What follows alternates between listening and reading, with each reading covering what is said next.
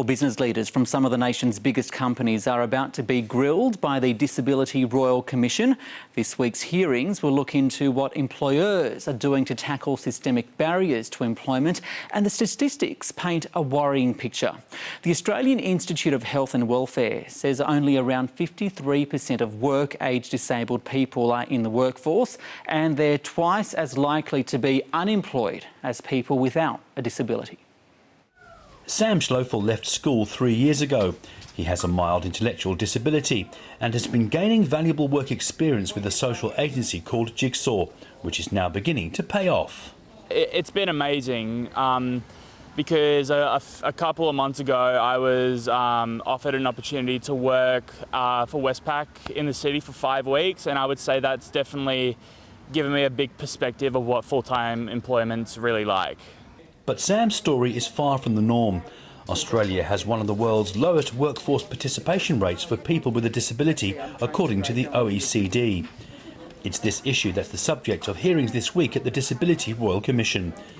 An experienced former Disability Commissioner, Graham Innes, who was born blind, knows all too well.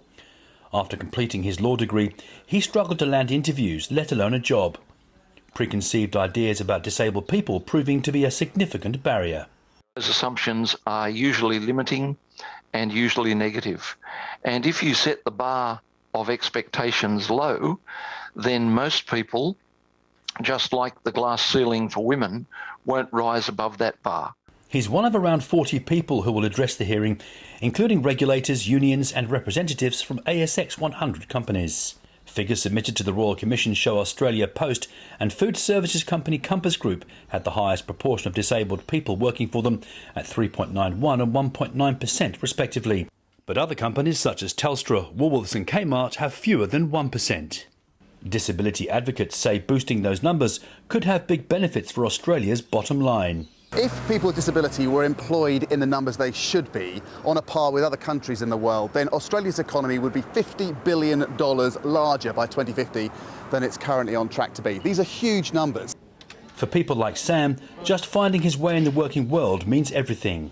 Stepping outside of my comfort zone, because you can't do the same thing forever. Yeah, you got to learn new things. The Royal Commission hearings continue through until Friday. John Baldock, SBS World News.